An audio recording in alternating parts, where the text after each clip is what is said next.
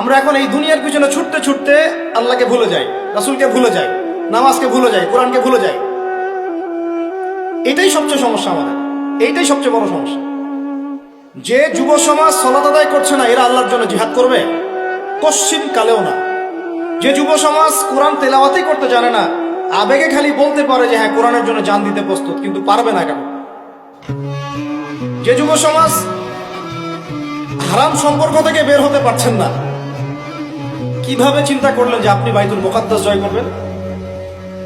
যে যুব সমাজ সুদ ছাড়তে পারতেছে না, পাবজি ফ্রি ফায়ার ছাড়তে পারতেছে না, সমকামিতার দিকে ধাবিত হচ্ছে, ট্রান্সজেন্ডার দিকে ধাবিত হচ্ছে, ফ্রি মিক্সিং অ্যাভেলেবেল, এই যুব সমাজ বাইতুল মুকাদ্দাস জয় করবে না।